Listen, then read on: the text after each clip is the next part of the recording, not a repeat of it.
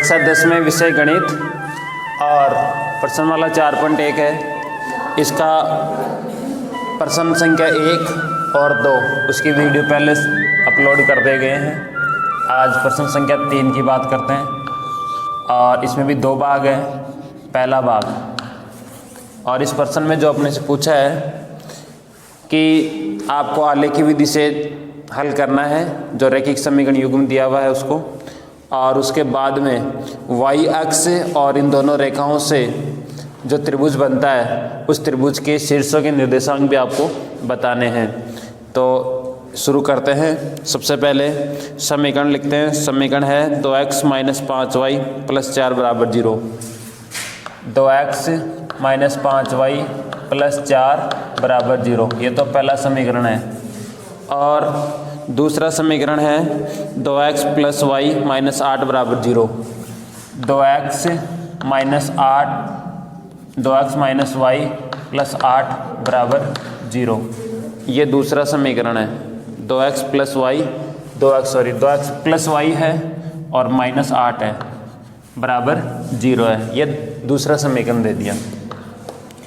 अब आपको सबसे पहले ग्राफ बनाना, यानी कि आलेखी विधि का मतलब होता है ग्राफी विधि बोलते हैं उसको, और ग्राफ बनाना आना चाहिए। ठीक है, क्या आना चाहिए? ग्राफ बनाना आना चाहिए। हाँ, तो देखते हैं। वैसे मैंने इसका दूसरा जो भाग करवाया था उसके अंदर भी मैंने ग्राफ बनाना आपको अच्छे सिखाया है। एक बार फिर से बता देते हैं, जो कमियाँ उसमें रह गई है, जो नहीं सीख पाए वो दोबारा से सीख सकते हो आप। तो सबसे पहले ग्राफ बनाने के लिए समीकरण 1 को विशेष रूप देंगे। ग्राफ बनाने के लिए क्या कर देंगे? समीकरण 1 को विशेष रूप देंगे।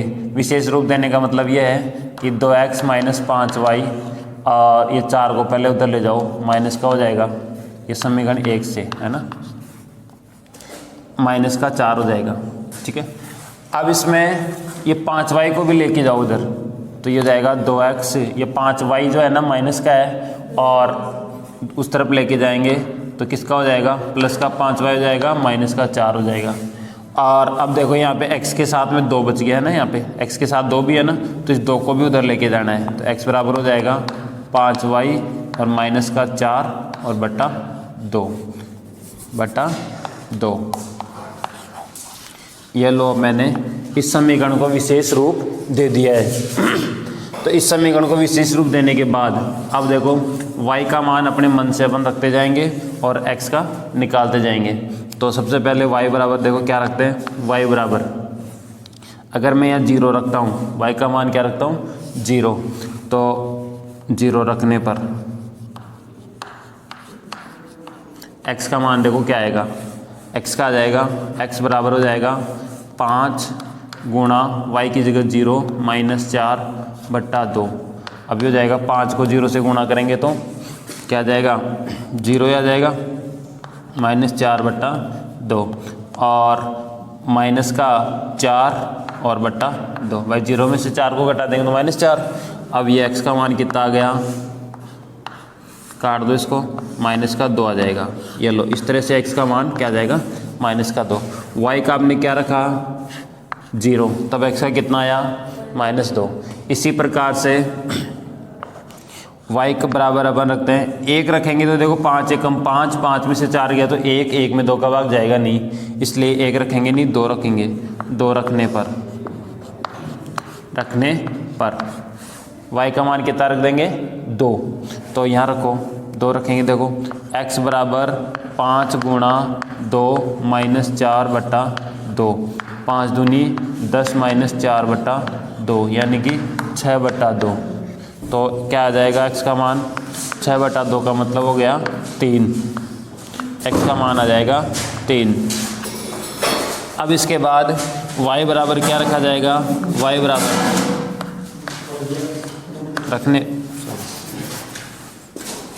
y बराबर, इसके बाद देखो यहाँ पे 2 के बाद 3 अगर अपन यहाँ रखते हैं तो ये हो जाएगा 5 × 15, और 15 में से 2 गए तो 4 गए तो 11, और 11 में 2 का भाग जाएगा नहीं, 11 में 2 का भाग नहीं जाएगा, इसलिए यहाँ पे 3 न रख करके क्या रखेंगे? 4। y बराबर 4 रखने पर y का मान कितना रखेंगे? 4। तो ये हो जाएगा x बराबर, यहाँ रखो 4 रखो, तो ये हो जाएगा 5 गुणा 4 माइनस 4 बटा 2। तो ये हो गया 5 चौका 20, पहले क्या होगा गुणा होगा, उसमें से 4 घटा दो और 2 का भाग दे दो। अब आपके पास मिल जाएगा 16 बटा 2। तो x का मान कितना आ जाएगा 8, कितना आ गया 8। ठीक है, अब यहाँ पे आप क्या बना लो, इस समीकरण की सारणी बना लो। पहले समीकरण से देखो जो टेबल बनी है ना वो बना रहा हूँ मैं यहाँ पे, x का मान और y का मान। x का मान देखो, सॉरी y का मान हमने रखा 0 सबसे पहले, तो x का मान कितना आया 0 रखने पे आया -2। y का मान हमने रखा है 2, तब x का मान कितना आया 3। y का रखा 2 तो x का आया 3। और अब इसके बाद y का मान 4 रखा है, तब x का कितना आया 4 रखने पर आया 8। ये लो, इस तरीके से अपने पहली सारणी बन गई है। एक सारणी जब बन जाती है एक समीकरण से, तब 1 नंबर यानी कि 1 मार्क्स का काम हो जाता है, यानी 1 अंक आपको एग्जाम में मिलेगा ही मिलेगा। उसके बाद देखो समीकरण नंबर 2 से, 2 पे अगर ये राउंड लगा दिया ना, इसका मतलब होता है समीकरण 2 से। तो समीकरण 2 ये रहा, इसमें भी वही 2x + y - 8 बराबर 0। विशेष रूप देने का मतलब ये होता है कि इन दोनों चरराशियों में से किसी भी एक चरराशि को अपन क्या कर लेंगे, किस तरफ कर लेंगे, बाईं साइड में, यानी कि LHS साइड में, और बाकी सभी पदों को क्या कर देंगे, दाईं साइड में कर देंगे, RHS साइड में। तो अब देखो सबसे पहले अब इन x और y में से, यहाँ y के साथ कुछ भी नहीं है ना, अकेला है y, तो y अकेला है तो इस y को इस साइड में रखना ज़्यादा इजी रहेगा। तो y को रख लेंगे और 8 को पहले इधर ले आओ, प्लस का हो जाएगा, और 2x को ले आएंगे तो माइनस का हो जाएगा। इस तरह से समीकरण 2 को अपन ने क्या दे दिया, विशेष रूप दे दिया। तो ये विशेष रूप समीकरण 2 का आ गया है। अब पहले देखो x था इधर y, तो y का मान अपने मन से रखा गया था। अब की बार किसका रखा जाएगा अपने मन से, x का रखा जाएगा, और किसका निकाला जाएगा, y का। तो x का मान रख दो, x बराबर 0 रख दो, 0 से x बराबर 0 से, तो y बराबर कितना आ जाएगा, y बराबर आ जाएगा 8 - 2 गुणा 0, यानी कि ये हो जाएगा 8 - 0 बराबर कितना हो जाएगा 8 - 0। तो y का मान कितना हो गया 8। x का मान 0 रखा और y का कितना मिल गया 8। फिर वो x का मान रख दो, कितना, x बराबर कितना रख दें, 1 रख दें। 1 रखने पर 1 रखेंगे तो देखो यहाँ पे 1 रखेंगे, y बराबर हो जाएगा 8 - 2 गुणा 1, तो ये हो गया 8 - 2, यानी कि y का मान कितना आ गया 6 आ गया। कितना आ गया 6 आ गया। ऐसे ही है ना, x बराबर 2 रख देंगे अब रखने पर, ठीक है। तो ये y बराबर कितना आ जाएगा, यहाँ रखो 2, यानी कि 8 - 2 गुणा x की जगह 2 रख देंगे, तो ये हो जाएगा 8 - 2 दूनी 4। तो ये y बराबर कितना आ गया 4 आ गया। ये कब आया, जब हमने x का मान 2 रखा है। इस तरीके से हमने, अब देखो इसकी टेबल बना लो, सारणी संख्या 2 बना दो, सारणी संख्या 2 बना देंगे। तो देखो सारणी संख्या 2 कैसे बनाएंगे, ये लो बना दो इस तरह से, 1 2 3, ये x और y। तो x का मान सबसे पहले क्या रखा गया 0, और y का कितना आया 0 रखने पे आया 8, और x का मान 1 रखा गया, तब y का मान आया 1 रखने पे 6 आया। x का मान 2 रखा गया, तब y का मान कितना आया 4, 2 रखने पे आया 4। इस तरह से हमने सारणी संख्या 2 प्राप्त कर ली है, ठीक है। अब इसके बाद इन दोनों सारणियों से हम ग्राफ बनाएंगे। ग्राफ बनाने के लिए देखो सबसे पहले ये y अक्ष और ये x अक्ष, इसको x डैश बोलते हैं, और इधर ये प्लस का x होता है x अक्ष, और ये y अक्ष, इधर y डैश अक्ष। डैश की तरफ ऋणात्मक संख्या आती है, और x जैसे x लिखा है तो उधर धनात्मक संख्या आएगी। ये इसका मूल बिंदु होता है। क्या होता है, दोनों अक्ष जहाँ पे प्रतिच्छेद करते हैं एक दूसरे को, वो इसका मूल बिंदु होता है। तो अब आगे देखें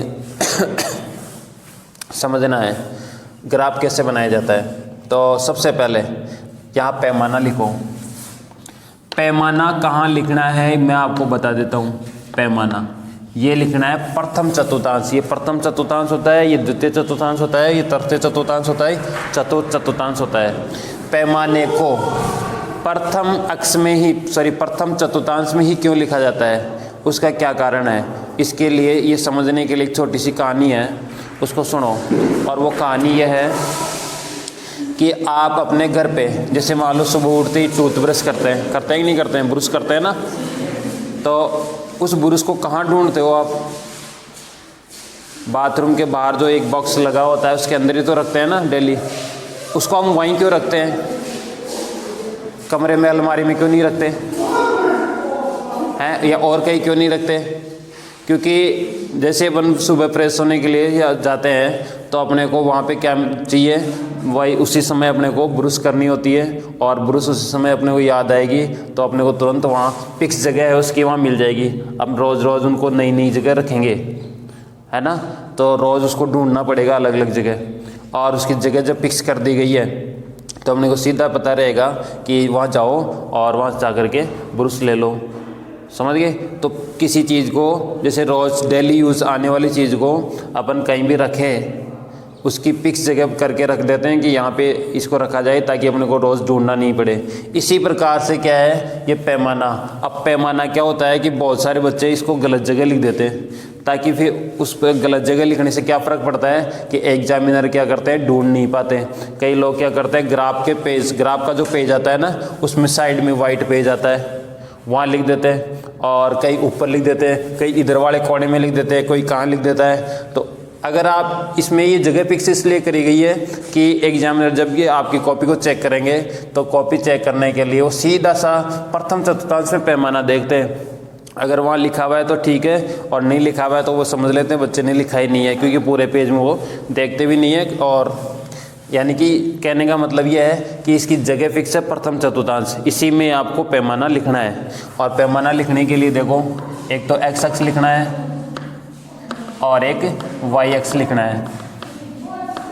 एक्स अक्ष पे एक बड़ा खाना लिख दो या 1 सेंटीमीटर लिख दो। ऐसे ग्राफ में होते हैं ना बड़े बड़े ऐसे खाने बने हुए होते हैं, तो वो 1 सेंटीमीटर बोल दो उसको, एक इकाई तो आपको पता ही है, मैंने कल भी बताया था पिछले वीडियो के अंदर, और ये इसमें भी बता रहा हूँ। 1 सेंटीमीटर बराबर 1 इकाई। आप यहाँ 1 इकाई की जगह 2 इकाई, 3 इकाई, 5 इकाई, 10 इकाई लिख सकते हो। वो कैसे लिखेंगे, जब यहाँ पे अपन देखो 1 2 3 4 5 6 7 8 9, इस तरह से एक एक का अंतर लेके लिख रहे हैं, -1 -2 -3 -4, ठीक है। एक एक का अंतर लेके लिख रहे हैं तो 1 इकाई लिखेंगे। यहाँ अगर 2 4 6 8 2 का अंतर लेके लिख रहे हैं तो ये 2 इकाई लिखेंगे। यहाँ 5 10 15 20 25 लिख रहे हैं तो 5 इकाई लिखेंगे। ये एक्स एक्स की बात हो गई। और इधर वाई एक्स पे देखो, 1 2 3 4 5 6 7, और इधर -1 -2 -3 -4, इस तरह से लिख सकते हैं। तो देखो वाई एक्स पे भी अपन ने एक एक अंतर लिया है, तो वाई एक्स पे भी 1 इकाई लिख दिए। अब इसमें बहुत सारी बार ये पूछा जाता है कि दोनों अक्षों पे अलग अलग अंतर ले सकते हैं क्या? तो बिल्कुल आप अलग अलग अंतर ले सकते हो। इस पे 2 2 का अंतर ले लो, इस पे 3 3 का ले लो, 5 5 का ले लो। एक समान दोनों अक्षों के ऊपर एक समान अंतर भी ले सकते हो और अलग अलग संख्याओं का अंतर भी ले सकते हो। इसीलिए तो वहाँ पे एक्स एक्स पे अलग पैमाना और वाई एक्स पे अलग इकाई पैमाना लिखा जाता है, ठीक है। अब इसके बाद देखते हैं, पहले सारणी से एक क्या बनेगी, रेखा मिलेगी अपने को, एक रेखा बनेगी। वो कैसे बनती है देखो, x तो -2 और y 0, x पे -2 का ये रहा, और y 0 का मतलब है कि ना तो अगर प्लस का 2 होता तो ऊपर चले जाते, +3 होता तो ऊपर जाते, और माइनस की संख्या होती तो नीचे जाते, लेकिन y का क्या है 0, तो ना तो ऊपर जाना है ना नीचे जाना है, ठीक है। और आपको क्या बनाना है, x का -2 0 यहाँ बन जाएगा। इसके बाद x का मान 3 और y का 2, x का तो 3 1 2 3 और y का प्लस का 2 है तो 2 तक चले जाओ। देखो यहाँ 2 तक, यहाँ तक x पे 3 जा करके प्लस 2 तक जाना है। और 8 और 4, 8 और 4, x का मान 8 है और y का 4 है। ये x का मान 8 और y का 4, ये करीब करीब यहाँ तक चला जाएगा। और ये 8, ये यहाँ। और इन तीनों बिंदुओं को क्या कर दो, स्केल से मिलाना है सीधा। स्केल लेकर के आप मिला सकते हो। और ये लाइन बन गई इधर। ये कौन सी सारणी से आया है? पहली सारणी से। ये जो रेखा है वो पहली सारणी से आई है। तो पहली सारणी किससे आई है? पहले समीकरण से। और पहला समीकरण क्या है? 2x - 5y plus 2x - 5y plus 4 बराबर 0। ये आप इसके ऊपर लिख देंगे यहाँ पे। इससे ये पता रहेगा कि ये जो रेखा बनी हुई है वो कौन से समीकरण की है? पहले समीकरण की है। इसी प्रकार से अब दूसरे समीकरण की रेखा बनाते हैं। और दूसरा समीकरण की जो सारणी है ये रही। इस सारणी से रेखा बनेगी। तो x का तो मान 0 और y का 8। x का मान तो 0 और y पे जाना 8, ये रहा 8 यहाँ पे, ठीक है। और x का मान 1, y का 6। x का मान तो ये रहा 1 और y पे जाना है प्लस के 6 तक, यहाँ तक जाना है इसी लाइन के ऊपर। इसके बाद x का मान 2 और y का 4। x का मान 2 और y का 4, ये रहा, ये लो। और ऐसे करके आप क्या कर दो, इन तीनों बिंदुओं को यूँ एक स्ट्रेट लाइन से स्केल की सहायता से आप क्या कर देंगे, मिला देंगे। और मिला करके और ये हो गया x, बन गई लाइन। दूसरी सारणी से दूसरी लाइन बन गई। अब दूसरी लाइन के ऊपर देखो, वही ये दूसरी सारणी से बनी है ना लाइन। और दूसरी सारणी किससे बना है? दूसरा समीकरण। और दूसरा समीकरण क्या है? 2x + y - 8। 2x + y - 8 बराबर 0, ठीक है। ये दूसरे समीकरण से बन गई ये लाइन। तो इस तरह से दोनों लाइन बनाने के बाद, दोनों रेखाएं बनाने के बाद अपने को ये कहा है कि y अक्ष ही का है ना, y अक्ष और दोनों रेखाओं से बनने वाले त्रिभुज के शीर्ष के निर्देशांक ज्ञात करने हैं। उन बिंदुओं के निर्देशांक भी ज्ञात कीजिए जहां इनके द्वारा निरूपित रेखाएं और y अक्ष को काटती है।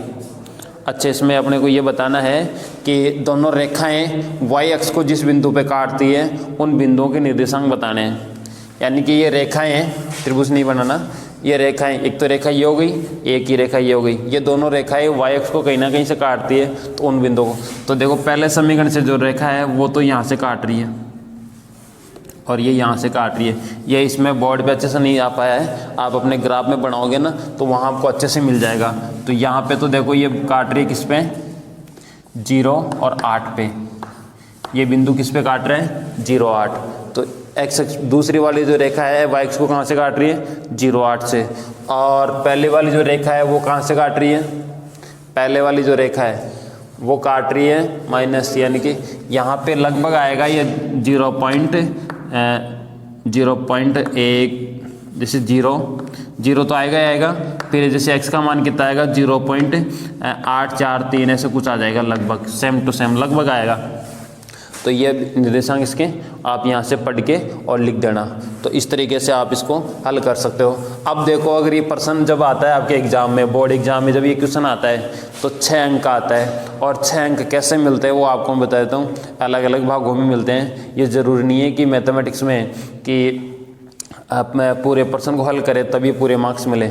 प्रश्न इसमें क्या स्टेप्स के मार्क्स मिलते हैं, स्टेप वाइज मार्क्स मिलते हैं। तो मतलब जितनी स्टेप आप करके आते हो उतने मार्क्स आपको मिलते हैं।